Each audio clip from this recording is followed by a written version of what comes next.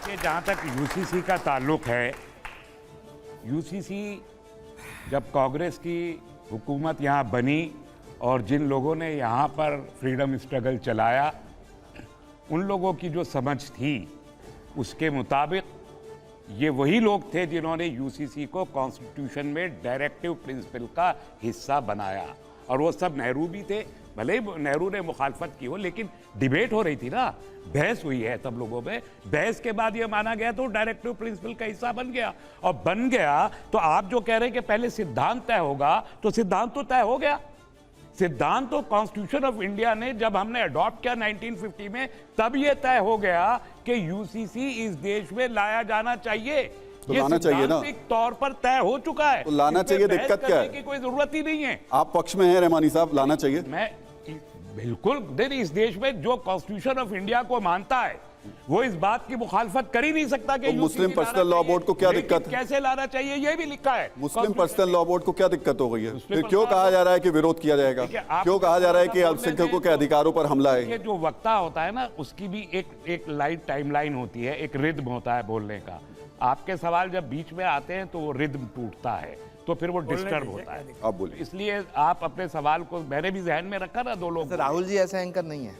अच्छा, मैं अर्ज कर रहा था कि यूसी सैद्धांतिक तौर पर है, लेकिन जब आप इसको कम्युनलाइज करते हैं, विडंबना है देश की कि जो देश के सबसे अहम मुद्दे हैं हमेशा उनका आगाज ही कम्युनल आउटबर्स्ट के साथ होता है। जब भी शुरू करते हैं कम्युनलिज्म के साथ उसको शुरू करते हैं। यूसीसी से किसी को प्रॉब्लम नहीं है, सैद्धांतिक तौर पर तय हो चुका है। ड्राफ्ट का मुतालबा आज से नहीं 70 साल से किया जा रहा है। कांग्रेस की सरकार हो या बीजेपी की सरकार हो, किसी ने आज तक कोई ड्राफ्ट नहीं दिया है। तो अब सैद्धांतिक रूप से बहस तो ड्राफ्ट पे होगी, उस सिद्धांत पे नहीं हो सकती कि यूसीसी हो या ना हो। वो किस्सा खत्म हो चुका। अब आप आइए सामने कि ये है यूसीसी का ये एक ड्राफ्ट। और जो पर्सनल लॉ बोर्ड की आप बात कर रहे हैं, कल रात को भी पर्सनल लॉ बोर्ड ने अपनी मीटिंग में कहा कि हम भी एक ड्राफ्ट तैयार करके सजेस्ट करेंगे लॉ कमीशन को। ये राइट है, हर किसी का राइट है कि हम भी सजेस्ट करेंगे, मांगा भी है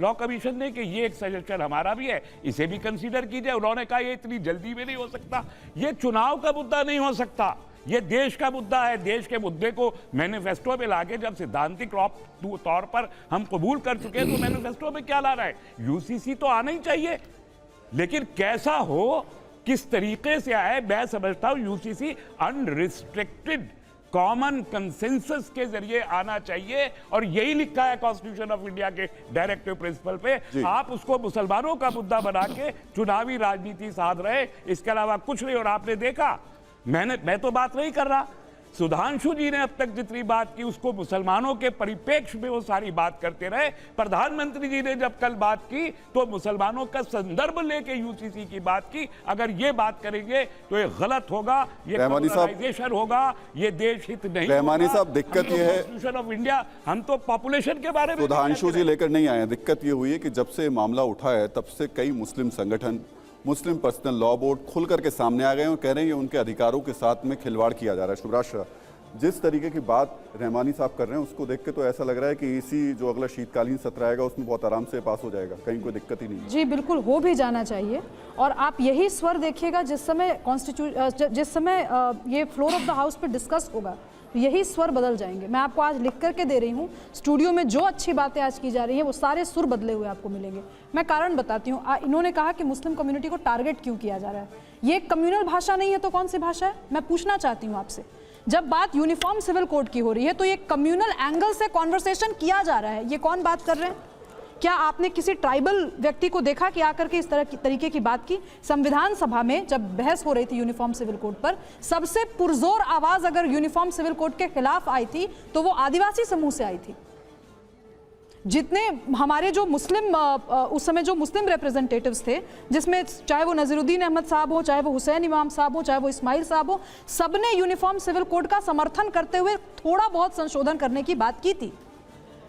तो मैं तो कह रही हूं कि हिंदू समाज से विरोध आया, लेकिन आज मैं किसी भी हिंदू समाज के व्यक्ति को आगे खड़े होकर के यूनिफॉर्म सिविल कोड का पुरजोर विरोध करते हुए नहीं देखती। ये संवेद स्वर अगर आता है मुस्लिम कम्युनिटी से तो ये जिम्मेवारी तस्लीम रहमानी जैसे लोगों की होनी चाहिए कि वो आगे आकर कहें कि बतौर मुसलमान मैं यूनिफॉर्म सिविल कोड के समर्थन में हूं और मैं जिम्मेवारी लेता हूं कि मैं जाकर के मुस्लिम पर्सनल लॉ बोर्ड को कन्विंस करूंगा। पूछिए क्यों?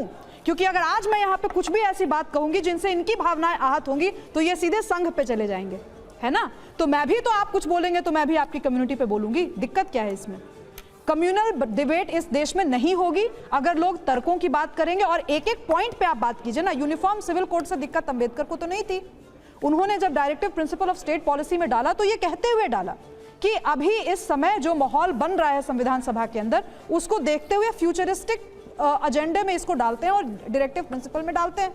क्या देश आजाद देश के इतने सालों के बाद, दशकों के बाद भी हम अंबेडकर की बात को क्या दरकिनार करें? ये उन लोगों से पूछना चाहिए जो जय भीम और जय मीम के नारे लगा। चलिए मैं ये बात नवल किशोर जी से पूछ लेता हूँ। आप भी, अब दो लोग तो आपके साथ खड़े कह रहे हैं कि उन्हें कोई दिक्कत नहीं, आपको भी कोई दिक्कत नहीं है? नहीं, मैं आपके पास हो जाना चाहिए। मैं आपके साथ खड़ा हूँ और बोलने में कोई गुरेज नहीं है जो मैं बोलना चाहता हूँ, और वो किसी के बात से मिले या ना मिले उससे ज़्यादा ज़रूरी है कि वो संवैधानिक हो और वो आज के राजनीति के हिसाब से हो।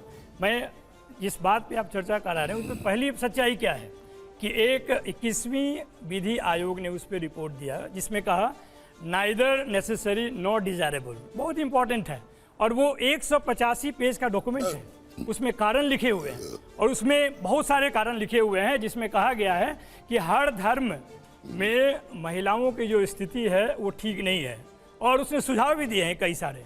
अगर यूसीसी के प्रति इतना ही ईमानदार हैं और वो लाना चाहते हैं और देश हित में लाना चाहते हैं, ये जानते हुए कि यह देश मल्टी कल्चरल है, मल्टी रिलीजन है, मल्टी लैंग्वेज है और इस तरह का देश पूरे विश्व में कहीं नहीं है।